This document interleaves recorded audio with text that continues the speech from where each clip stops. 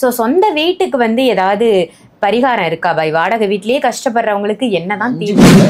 நீ எப்படியெல்லாம் பயன்படுத்துகிற, இது எதுக்காக நீ பயன்படுத்த, இது ரொம்ப முக்கியமான விஷயம். இந்த மாதிரி இன்னொன்றும் வந்து நம்ம வீடு மாதிரி எண்ணத்தில் நீங்கள் செய்ய செய்ய செய்ய 100க்கு 100% உங்களுக்கு அந்த அமைப்பு வந்து காலையில் நீங்கள் எந்திரிச்சு நீங்கள் செய்ய வேண்டிய முதல் வேலை ஒன்றே ஒன்று தான்.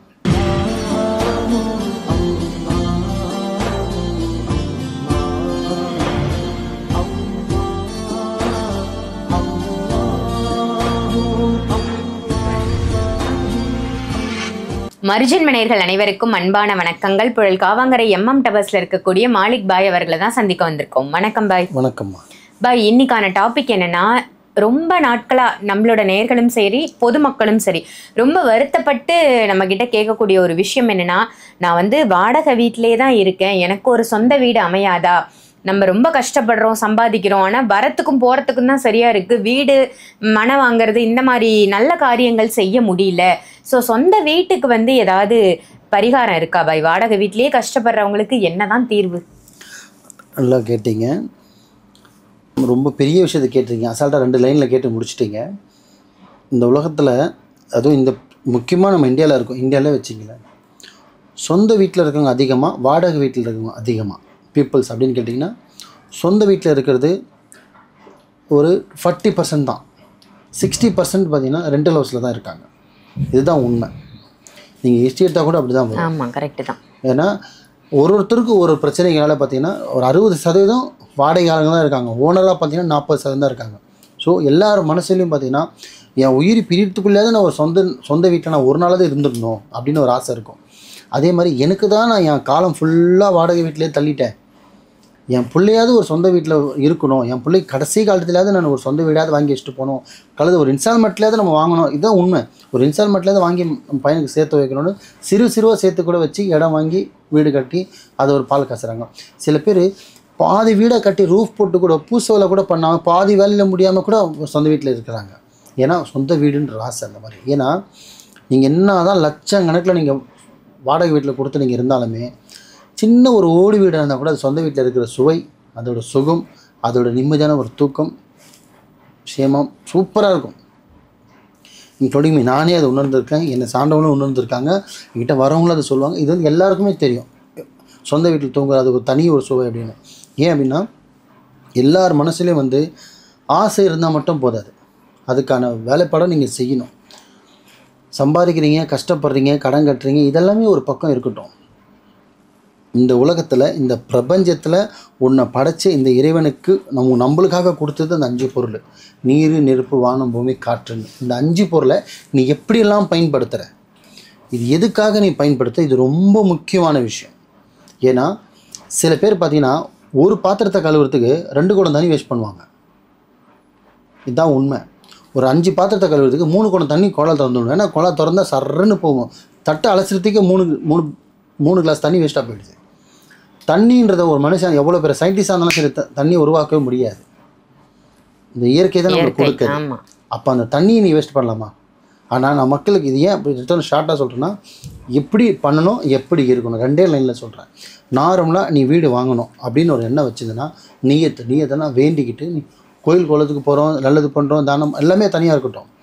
முதல்ல ஒரு வீட்டு வாடகைக்கு போனால் அந்த ஹவுஸ் ஓனர்னு ஒருத்தங்க இருந்தாங்கன்னா, அவங்க என்ன வாடகை சொல்கிறாங்களோ அதை உங்களோட சக்திக்கு கொடுக்க முடிஞ்சால் மட்டும் அந்த வீட்டுக்கு போங்க. சக்திக்கு முடியல வேறு வீட்டுக்கு போயிடுங்க. 1. 2வது, அந்த வாடகையை வந்து பேரம் பேசாதீங்க. வாடகை பேரம் பேசாதீங்க. அந்த 500 ரூபா குறைச்சி தான் நீங்கள் வாழ்க்கையில் முன்னேற போகிறதில்ல. இப்போ 5000 சொல்கிறாங்களா சார், 4500 பேசாதீங்க, 5000 ஒத்துக்குங்க. ஒத்துக்கிட்டு வீட்டு உள்ளே போங்க. கரெக்டாக நீங்கள் சாப்பிட்றீங்களோ சாப்பிட்லையோ, தூங்குறீங்களோ தூங்கலையோ, உங்கள் வேலைக்கு போகிறீங்களோ இல்லையோ, ஆனால் கரெக்டாக வாடகை அவங்களா வந்து வீட்டு வாசல் நின்று கேட்காம அந்த வாடகை கரெக்டாக நீங்கள் செலுத்துங்க. மாதம் நீங்கள் கரெக்டாக ஃபாலோ பண்ணுங்கள். 2. 3வது ஒரு விஷயம், அந்த இருக்கிற இதுதான் மெயினாக ஹைலைட்டான விஷயம். இந்த 3வது ஒரு விஷயம் வந்து, அது வாடகை வீடுன்ற எண்ணம் இல்லாமல் உன்னோட வீடாக இருந்தால் நீ எப்படி வசிப்ப அப்படின்ற எண்ணத்தை நீ மனசில் வச்சுக்கோ. கண்ட இடத்துல ஆணி அடிக்கிறது, கண்டு செவுத்து உடைக்கிறது, கேட்ட வாடகை தானே இருக்கும், அடுத்த மாதம் காலேஜ் தானே பண்ண போகிறோம், வேணா அவசரம் பண்ணித்தரான், இந்த அசால்ட்டுத்தனம் இருக்கக்கூடாது. ஏன்னா ஒரு செவரும் நம்மளுக்கு கேட்கும். புரியுதுங்களா? இந்த வாடகை வீடு தானே இஷ்டத்துக்கு எழுதி வைக்கிறது, வாடகை இஷ்டத்துக்கு உடைக்கிறது, அவசரம் மாதிரி தரும். இந்த எல்லாம் என்ன சொல்லுவாங்க தமிழில், அது அசால்ட்டுத்தனம் இருக்கக்கூடாது, அலட்சியமாக இருக்கக்கூடாது. வாடகை வீடாக இருந்தாலுமே அது வீடு தான். அது கட்டினவன் வந்து ரத்தம் சிந்தி அவன் கஷ்டப்பட்டு கடன் வாங்கி லோனு அலைஞ்சு கட்டியிருப்பான். புரியுதுங்களா? ஏன்னா நம்ம மற்றவன் பொருளை கூட உன் பொருளை எடுத்துக்க வேணாம், ஆனால் உன் பொருளை நீ அதை மதித்தாலே நீ அது போகிறோம்.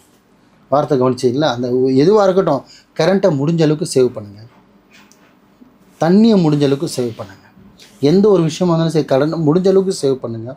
நம்ம வாடகையில் இருக்குன்னு சொல்லிட்டு நம்ம இஷ்டத்துக்கு பேசலாம், இஷ்டத்துக்கு பண்ணலான்னு பண்ணாதீங்க. உங்கள் வீடாக எப்படி இருந்தால் நீங்கள் அதை பராமரிப்பீங்களோ அந்த மாதிரி எந்த ஒரு விஷயமா வீட்டில் சின்னது நடந்துச்சா உங்களால் சக்திக்கு முடிஞ்சால் நீங்கள் அதை பராமரிச்சுங்க. இந்த மாதிரி ஒன்றும் வந்து நம்ம வீடு மாதிரி எண்ணத்தில் நீங்கள் செய்ய செய்ய செய்ய 100க்கு 100% உங்களுக்கு அந்த அமைப்பு வந்தே தீரும். ஏன்னா தண்ணி வேஸ்ட் படுத்தாமல், கரண்ட்டு வேஸ்ட் படுத்தாமல், வாடகை கரெக்டாக நீங்கள் செலுத்திட்டு அவங்க கேட்குறதுக்கு முன்னாடி எல்லாமே நீங்கள் கொடுத்துட்டு பேரம் பேசாமல் நீங்கள் கொடுத்துக்கிட்டு வந்துனே இருந்தீங்கன்னா இந்த பிரபஞ்சமே உங்களுக்கான ஒரு சொத்து 100க்கு 100% கொடுக்கும். வார்த்தை புரிஞ்சுதுங்களா? ஏன்னா நீங்கள் பேரம் பேசி குறைச்சிக்கிட்டு ஏன்னா தோணை இருந்துக்கிட்டு இதை அதை உடச்சிக்கிட்டு தண்ணி வேஸ்ட் பண்ணிக்கிட்டு கரண்ட்டை வேஸ்ட் பண்ணிக்கிட்டு இஷ்டத்துக்கு நம்ம இடத்த எல்லாமே பராமரிச்சுக்கிட்டு எந்த யூஸும் இல்லை. இந்த பிரபஞ்சம் உங்களை பார்க்க என்ன ஆகணும், இவனுக்கு வாடகை வீட்டில் கொடுத்து இவ்வளோ அலட்சியமாக இருக்கும்போது இவனுக்கு சொந்த இடம்னு ஒன்று மனனு கொடுத்தா அவன் என்ன ஆட்டம் ஆடுவான். இதுதாம்மா உண்மை. ஃபஸ்ட்டு சின்னதாக கொடுத்து பார்த்துட்டு இதில் எப்படி வாழ்கிறது தான் வாழ்க்கையே. இந்த உலகம் வந்து நம்ம அனுப்பும்போது இதில் வாழ்கிற வாழ்க்கை தான் மீதி இருக்கிறவனுக்கு வாழ்க்கையே சொர்க்கமாக நரகமாக நிச்சயிக்கப்படுது. அது மாதிரி ஒரு வாடகை வீட்லேயும் இந்த ஆட்டம் ஆடுற அப்படின்னு சொந்த இடத்த போனால் என்ன ஆட்டம் ஆடுது. அப்போ இதிலே கடை முடிஞ்சு போச்சு ஜோலி சுவாகா. இதுதாம்மா உண்மை. நீ வாடகை வீட்டுக்கு போனீங்கன்னா நான் சொன்ன மாதிரி இந்த 5 ரொம்ப பெருசாக வேணாம், இந்த 5 வருஷத்துக்கு கரெக்டாக பண்ணுங்கள். வாடகை கரெக்டாக கொடுங்க, பேரம் பேசாதீங்க, கரெக்டாக பராமரிங்க. உங்கள் வீடாக நீங்கள் அதை பாருங்கள். எந்த ஒரு விஷயமும் சரி, நம்ம வீடுப்பா கரெக்டான கேட்டு வந்தோமா, டைமிங் வந்தோமா, கேட்டு சத்தமா எல்லாமே சேவ் பண்ணுங்கள்.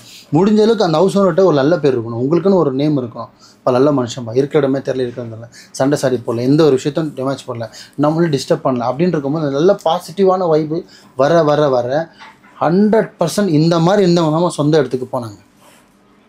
நான் பார்த்துருக்கேன்.